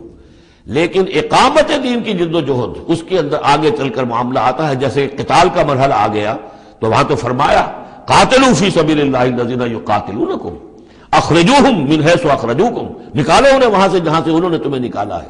یہاں آ کر معاملہ کیا ہے؟ والذین اذا اصابہم البغی ہم ینتصرون. اور وہ لوگ کہ جن پر اگر کوئی زیادتی کی جاتی ہے تو وہ بدلہ لیتے ہیں. یعنی یہاں پر اب اس کو اصل میں جد و جہد جو ہے حضور صلی اللہ علیہ وسلم کی، اس کے بھی اگر آپ دو مراحل سمجھیں گے تو ایک جو مکی دور میں وہ تھا، وہ دعوت کا مرحلہ تھا، ابھی اس میں اقدام کوئی نہیں کیا گیا. لیکن جب اقامت دین کے لیے اقدام شروع ہو جائے گا، آگے بڑھ کر باطل کو چیلنج کریں گے، تو اب وہ بات نہیں چل سکتی کہ معاف کر دیا کریں. وہاں تو بلکہ یہ ہے کہ جو غزوہ بدر میں جو اسیر ہوئے تھے ان کو بھی اگر فدیہ لے کر چھوڑ دیا گیا تو اللہ تعالیٰ کی طرف سے اس پر بھی اظہار ناپسندیدگی ہو گیا. بلکہ حضرت عمر کی رائے کی جو ہے گویا کہ تائید کی وہی نے کہ ان کو تو سب کو قتل کیا جانا چاہیے تھا، اور وہ ہمارے اندر جو ان کے رشتہ دار ہیں قریبی، وہ اپنے ہاتھ سے ختم کرتے، اس لیے کہ یہ فدیہ دے کر چلے جائیں گے. ظاہر بات ہے کہ اگلے سال وہی لوگ اکثر و بیشتر آ گئے کہ نہیں آ گئے، وہ چڑھائی کر کے آ گئے احد کے اندر. تو اس لیے وہاں پر آ کر جب اقامت دین کا مرحلہ جو ہے اقدام کے مرحلے میں وہ جد و جہد آتی ہے تو اس میں ہے والذین اذا اصابہم البغی ہم ینتصرون. یہ گویا کہ ان دونوں مراحل کا آپس کا فرق اور تفاوت ہے. اس پر مزید گفتگو انشاءاللہ اگلے سیشن میں ہوگی. والذین اذا اصابہم البغی ہم ینتصرون وجزاء سیئۃ سیئۃ مثلها فمن عفا واصلح فاجره على الله انه لا يحب الظالمين ولمن انتصر بعد ظلمه فاولئك ما عليهم من سبيل انما السبيل على الذين يظلمون الناس ويبغون في الارض بغير الحق اولئك لهم عذاب اليم ولمن صبر وغفر ان ذلك لمن عزم الامور. صدق الله العظيم. رب اشرح لي صدري ويسر لي امري واحلل عقدة من لساني يفقهوا قولي. یہ میں پچھلی نشست میں عرض کر چکا ہوں کہ قرآن حکیم میں جو صورتوں کے عمود ہوتے ہیں ظاہر بات ہے کہ اس پر تدبر کرنا پڑتا ہے کہ اصل اس سورہ مبارکہ کا مرکزی مضمون کیا ہے. بہت سے مضامین تو کتاباً متشابہاً، بہت سے مضامین جو ہیں مکی صورتوں کے ایک دوسرے سے مشابہ ہیں. کافی چیزیں جو ہیں دہرا کر آتی ہیں ذرا مختلف الفاظ میں، مختلف اسالیب میں. تو سورہ شورى کا جو عمود ہے وہ ہے اقامت دین. اس کے اعتبار سے جو اہم ترین آیات اس کی ہیں ان کو ایک دفعہ پھر گن لیجئے. آیت نمبر 10 آئی تھی وَمَا اخْتَلَفْتُمْ فِيهِ مِنْ شَيْءٍ فَحُكْمُهُ إِلَى اللَّهِ. حاکمیت اللہ کی ہے، حکم دینے کا اختیار اس کا ہے. یہ تقریباً وہی بات ہو گئی جو سورہ یوسف میں ہم دیکھ چکے. حضرت یوسف نے کیا کہا تھا اپنے جیل کے ساتھیوں سے؟ ان الحکم الا للہ ذالک الدین القیم. یہ دین قیم ہے کہ حاکمیت کا اختیار اللہ کے پاس ہے. اس کے بعد 13ویں آیت سے لے کر ویسے تو 21ویں آیت تک یہ 9 آیات کا ایک مضمون ہے جو اہم ترین ہے، لیکن ان میں پہلی 3 آیتیں جو ہیں وہ بہت ہی جامع، بہت اہم ہیں. جس میں سے آیت نمبر 13 میں آیا ان نقیم الدین ولا تتفرقوا فیہ. دین قائم کرو اور دین کے معاملے میں تفرقے میں مبتلا نہ ہو. اور جزیات میں اختلاف ہو جائے کوئی بات نہیں ہے، لیکن دین جو اصل وحدت ہے اور اس کی اقامت کی جد و جہد، اس میں تفرقہ نہیں. پھر اس میں حضور کو حکم کہ آپ ڈٹے رہیے، اسی بات کا حکم دیتے رہیے. اور اس میں یہ کہ ان کی خواہشات کی پیروی نہ کیجیے. اور اہم ترین بات آ گئی وَأُمِرْتُ لِأَعْدِلَ بَيْنَكُمْ. کہہ دیجئے کہ میں عدل قائم کرنے آیا ہوں، میں صرف واعظ کہنے والا نہیں ہوں بلکہ عدل قائم کرنا یہ میرا فرض منصبی ہے. پھر اسی سلسلے کی آخری آیت جو ہے 21ویں آیت، اس میں یہ ام لہم شرکاء شرعوا لہم من الدین ما لم یأذن بہ اللہ. کیا ان کے شریکوں میں کوئی ایسا بھی ہے جس نے دین دیا ہو ان کو؟ اصل میں تو اللہ ہوا ہے جس نے تمہیں دین دیا ہے، دین حق دیا ہے. الیوم اکملت لکم دینکم واتممت علیکم نعمتی ورضیت لکم الاسلام دینا. تمہیں مکمل نظام زندگی دیا ہے. تو یہ اس کے بعد پھر یہ آیات جو ہم پڑھ رہے تھے کہ جو لوگ اب اس کے لیے کمر کس لیں انہیں دیکھنا چاہیے کہ انہیں اپنے اندر کیا اوصاف پیدا کرنے ہیں. اس میں بھی پہلی 3 آیتیں میں سے کل آیتیں یہ 8 ہیں، آیت نمبر 36 سے 43 تک. لیکن یہ کہ پہلی 3 آیتیں جو ہیں جو ہم پڑھ چکے ہیں وہ بہت ہی جامع ہیں. ان میں جو چیزیں ہم پڑھ چکے ہیں وہ نوٹ کر لیجئے. سب سے پہلی بات یہ کہ یہ بات پوری طرح واضح ہو جائے کہ دنیا و ما فیہا ان کی کوئی وقت نہیں ہے. اصل شے وہ ہے جو اللہ کے پاس ہے. انسان فیصلہ کر لے کہ میں طالب آخرت ہوں، دنیا میں رہنا ہے، زندہ رہنا ہے، اس کی ضروریات فراہم کرنی ہے، متاع ہے، ضرورت کی حد تک جو ہے اس میں وقت لگایا جائے گا، لیکن یہ کہ اصل مطلوب آخرت ہے. نمبر 2، توکل اس جد و جہد میں صرف اللہ کی ذات پر ہو، اپنے وسائل پر نہیں، اپنی ذہانت پر نہیں، اپنی قوت پر نہیں، اپنی صلاحیت پر نہیں. نمبر 3، جو کبیرہ گناہ ہے ان سے انسان بالکل مجتنب ہو، ان میں سے کسی میں ملوث نہ ہو. فحش سے بالکل اپنے آپ کو پاک رکھے. اور پھر یہ کہ وہ غصے کو اپنے قابو میں رکھے. وَإِذَا مَا غَضِبُوا هُمْ يَغْفِرُونَ. اس کے بعد اب وہ اللہ کی اس پکار پر جب لبیک کہتا ہے، اس کے لیے جد و جہد کرنے کے لیے وہ فیصلہ کر لیتا ہے وَالَّذِينَ اسْتَجَابُوا لِرَبِّهِمْ، اور اس کے لیے پھر اللہ تعالیٰ کی ساتھ ایک قلبی رشتہ قائم رکھنے کے لیے التزام نماز. وَأَقَامُوا الصَّلَاةَ وَأَمْرُهُمْ شُورَىٰ بَيْنَهُمْ، اور پھر مشاورت کا انتظام اور آخری بات یہ کہ جو کچھ اللہ نے دیا اسے لگا دینا، کھپا دینا، جہاد بالمال۔ 3 آیتوں میں اتنی باتیں ہیں کہ جو سامنے آئی ہیں، اور یہ مکی صورت ہے، یعنی یہ سمجھیے کہ جو کچھ مدنی دور میں آ کر پھر صحابہ کرام کی طرف سے جو جو چیزیں ظاہر ہوئی ہیں اس کے لیے گویا کہ یہ ہے تمہید، یہ میدان تیار کیا گیا ہے، ان کو اس کے لیے ذہناً جو ہے پوری طریقے سے تیار کر لیا گیا ہے مکی صورتوں میں۔ البتہ اب جو 5 آیتیں ہیں ان میں در حقیقت ایک ہی مضمون آ رہا ہے جو میں عرض کر چکا ہوں کہ پچھلی صورت جو ہے وہ اس کا مرکزی مضمون تھا دعوت۔ اس میں تو یہ ہے دعوت کے مرحلے پر تو آپ کو خوشامد بھی کرنی پڑتی ہے، لوگوں کو جا کر ان کے دروازوں پر دستک دینی پڑے گی، ان کی جلی کٹی باتیں بھی سننی ہوں گی، اور یہ کہ اگر وہ گالیاں دیں تو بھی صبر کرنا ہوگا، وہ اگر کچھ اور آپ پر زیادتی کرے برداشت کرنا ہوگا، وہ معاملہ اور ہے۔ لیکن اقامت دین کی جد و جہد میں ایک وقت وہ آتا ہے کہ پھر جب ایکٹیو ریزسٹنس ہوتی ہے، وہ پہلا دور ختم ہوا، اب جب آ گیا وہ دور ایکٹیو ریزسٹنس، چیلنج، میدان میں آ کر اور باطل کو للکارنا، اب وہاں یہ ہے کہ اب یہ قانون بدل گیا۔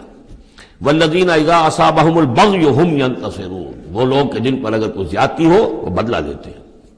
وجزاء سیئۃ سیئۃ مثلھا، اب دیکھیں کس قدر اس میں بظاہر کنٹراسٹ ہے۔ لا تستوی الحسنۃ ولا السیئۃ ادفع بالتی ہی احسن، وہاں تو یہ تلقین تھی اور یہاں پر تلقین مختلف ہے، اور یہی 2 ادوار ہیں حضور کی سیرت کے۔ مکے میں حکم یہ تھا کہ تمہارے ٹکڑے بھی کر دیے جائیں تو تم نے ہاتھ نہیں اٹھانا، کفو ایدیکم۔ مدینے میں آگے فرمایا گیا کہ لڑو، جنگ کرو، اینٹ کا جواب پتھر سے دو، جو زیادتی وہ کریں اتنی زیادتی تم بھی کرنے کا تمہیں حق ہے۔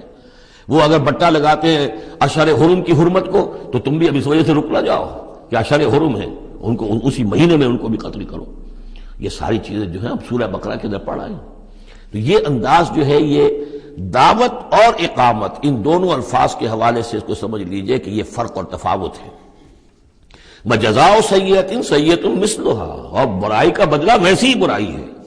فمن عفا واصلح فاجرہ علی اللہ، ہاں اگر کوئی معاف کر دے اور معاف کرنے میں اصلاح کی صورت نظر آ رہی ہو، یہ معاف کرنا اگر اسی اعتبار سے ہو کہ کسی شخص کو معاف کرنے سے توقع ہو کہ وہ صحیح ہو جائے گا، درست اپنے آپ کو کر لے گا، فاجرہ علی اللہ، تو ایسے شخص کا اجر اللہ کے ذمے ہے۔ انہ لا یحب الظالمین، یعنی کہ اللہ ظالموں کو پسند نہیں کرتا۔ یہ ہم پڑھ چکے ہیں سورہ بقرہ میں بھی، وَلَكُمْ فِي الْقِصَاصِ حَيَاةٌ يَا أُولِي الْأَلْبَابِ، اے ہوش مندو قصاص میں زندگی ہے۔ وَلَمَنِ انتَصَرَ بَعْدَ ظُلْمِهِ، اور جو شخص بدلہ لے، انتقام لے اس کے بعد کہ اس پر ظلم کیا گیا، فَأُولَٰئِكَ مَا عَلَيْهِم مِّن سَبِيلٍ، تو اس پر کوئی الزام نہیں ہے۔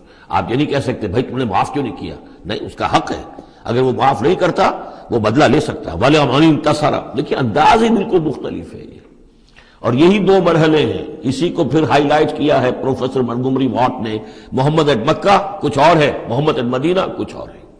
وہاں صورت یہ تھی کہ کفو ایدیکم، اپنے ہاتھ بندھے رکھو، نغمہ ہے بلبل شوریدہ تیرا خام ابھی، اپنے سینے میں اسے اور ذرا تھام، ابھی ایک وقت آئے گا تمہیں اجازت دی جائے گی، تم اپنے پورا انتقام لینا ان سے۔ جیسا کہ میں نے عرض کیا، جس طرح پھر حضرت بلال نے قتل کیا ہے اپنے اس آقا کو، سابق آقا کو، امیہ ابن خلف کو، وہ ان کو اس کا حق تھا۔ وَلَمَنِ انتَصَرَ بَعْدَ ظُلْمِهِ، یہ بالکل اسی طرح کی بات آ گئی جیسے کہ 6 پارے کی پہلی آیت تھی، لا يحب اللہ الجہر بالسوء الا من ظلم، اللہ کو کوئی بری بات زبان سے نکالنا بلند آواز سے پسند نہیں ہے، لیکن وہ شخص جس پر ظلم کیا گیا مظلوم ہے وہ اس سے مستثنی رہے گا۔ وَلَمَنِ انتَصَرَ بَعْدَ ظُلْمِهِ، جو بدلہ لیتا ہے، انتقام لیتا ہے جبکہ اس کے اوپر ظلم کیا گیا، فَأُولَٰئِكَ مَا عَلَيْهِم مِّن سَبِيلٍ، اس پر کوئی ملامت نہیں ہے، کوئی الزام نہیں۔ إِنَّمَا السَّبِيلُ عَلَى الَّذِينَ يَظْلِمُونَ النَّاسَ، اصل میں تو الزام ان پر ہے کہ جو لوگوں پر ظلم کرتے ہیں، ان کے حقوق تلف کرتے ہیں، انہیں ایکسپلائٹ کرتے ہیں۔ وَيَبْغُونَ فِي الْأَرْضِ بِغَيْرِ الْحَقِّ، اور زمین کے اندر سرکشی کرتے ہیں، ناحق، خود حاکم بنتے ہیں، قوموں کو اپنا غلام بناتے ہیں، قوموں کا استحصال کرتے ہیں، ان کا خون چوستے ہیں۔ الزام ہوگا تو ان پر ہوگا، نہ یہ کہ جو لوگ بدلہ لیتے ہیں۔ اولئک لہم عذاب علیم، اب دیکھیے عدل اور انصاف کی کیا اہمیت ہے، اور یہ میں نوٹ کراتا آ رہا ہوں آپ کو۔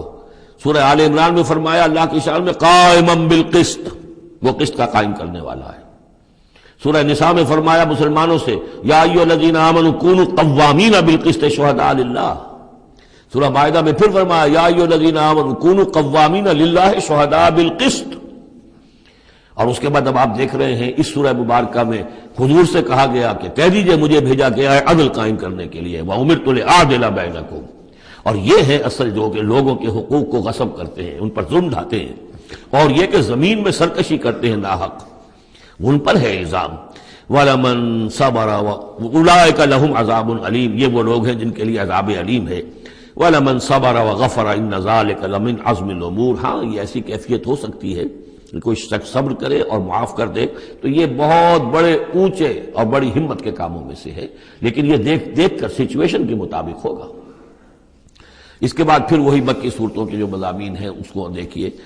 وَمَن يُضْلِلِ اللَّهُ فَمَا لَهُ مِن وَلِيٍّ مِّن بَعْدِهِ، اور جس کو اللہ تعالیٰ نے گمراہ کر دیا ہو، یعنی جس کی گمراہی پر اللہ تعالیٰ کی طرف سے مہر لگ چکی ہے، تو اس کے لیے پھر کوئی نہیں ہے اس کے بعد کوئی ولی، کوئی نہیں ہے کہ جو اس کو ہدایت دے سکے. وَتَرَى الظَّالِمِينَ لَمَّا رَأَوُا الْعَذَابَ يَقُولُونَ هَلْ إِلَىٰ مَرَدٍ مِّن سَبِيلٍ، اور تم دیکھو گے ظالموں کے کہ جب وہ دیکھیں گے عذاب کو تو وہ کہیں گے کہ کہیں پھر جانے کے لیے کوئی راستہ ہے یا نہیں، لوٹ جانے کے لیے دنیا کی طرف واپس جانے کا بھی کوئی راستہ ہے یا نہیں.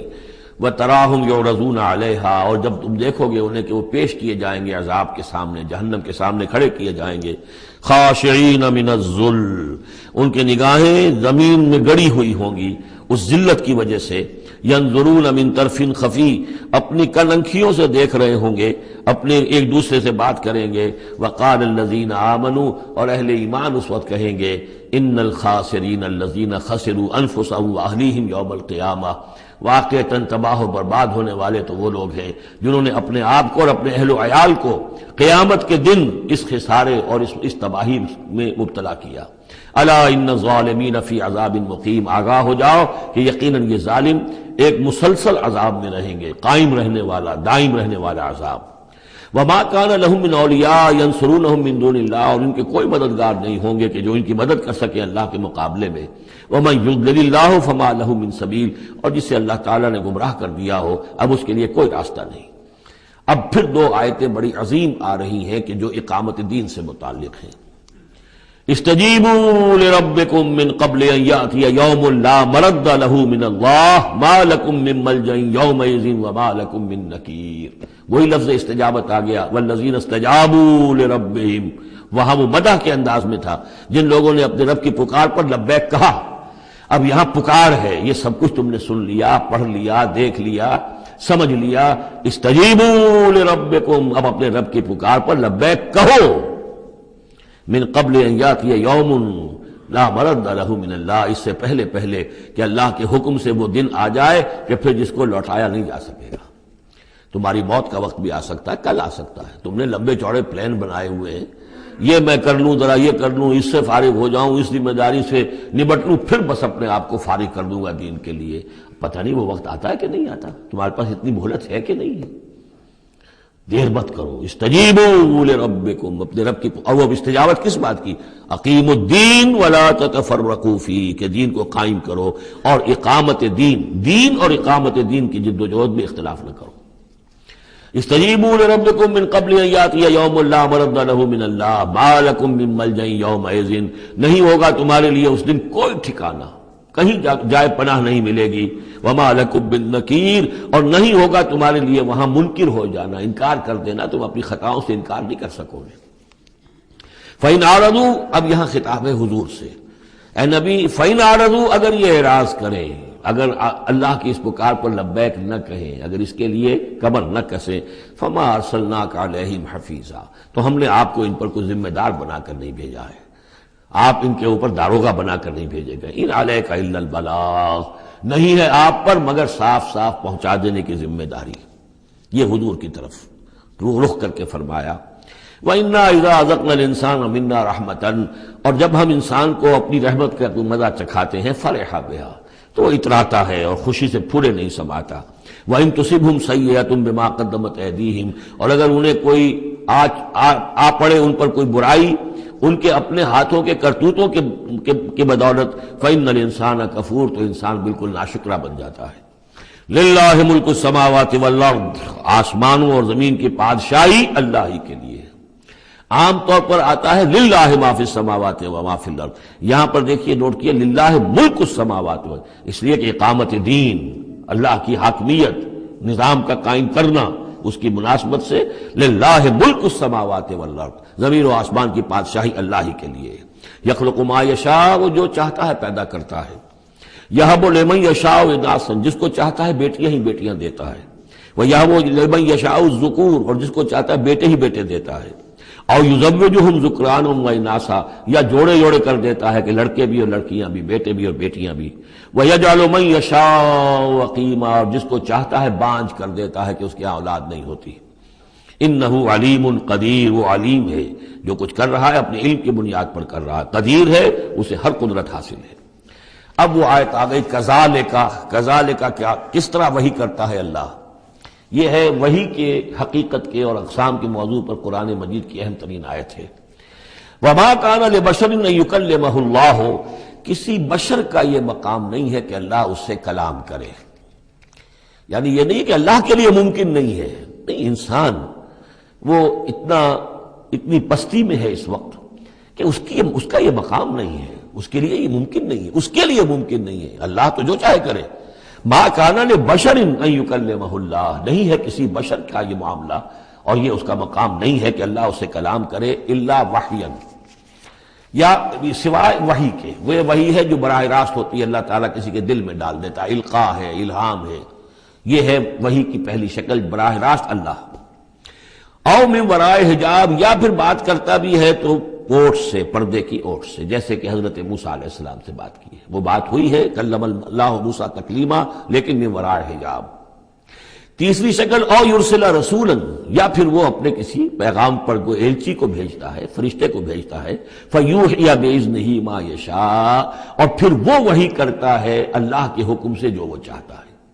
تو گویا کہ تین شکلیں ہو گئیں، وحی براہ راست اللہ کی طرف سے، یہ الہام ہے، القاء ہے، جیسے کہ وہ شہد کی مکھی کو وحی کر رہا ہے، ہر آسمان میں وحی کر دی ہے۔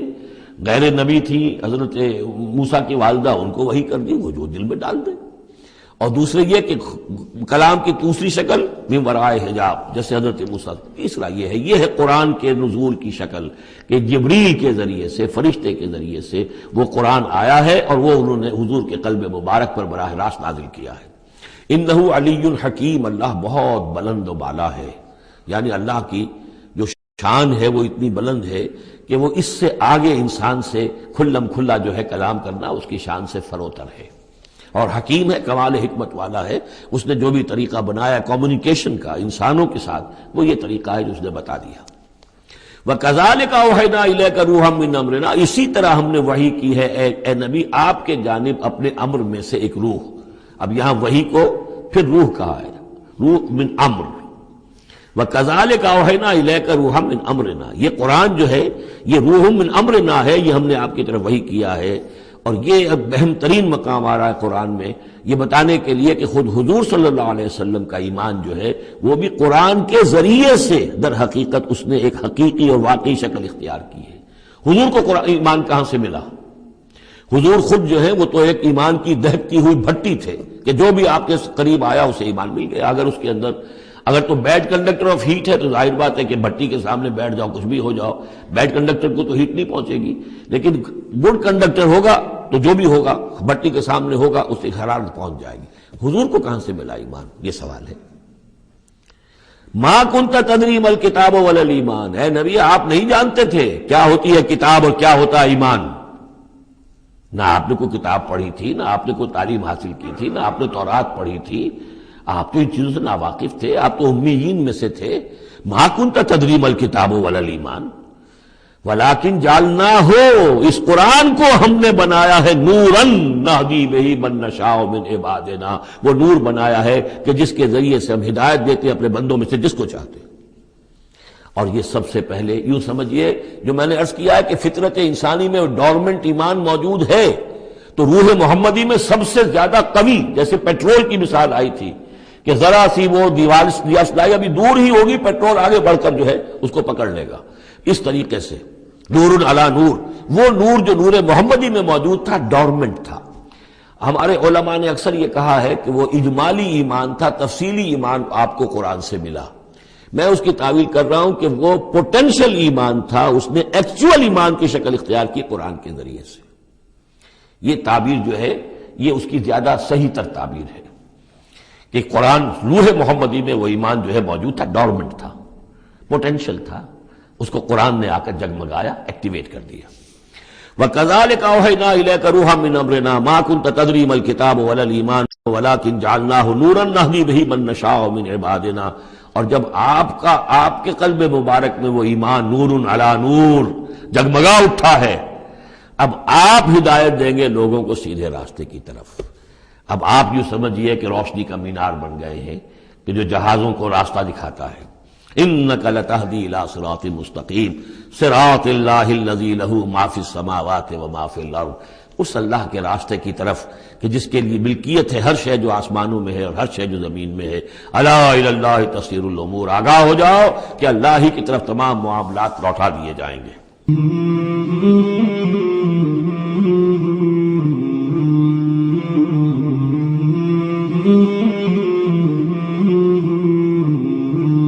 مولاي صل وسلم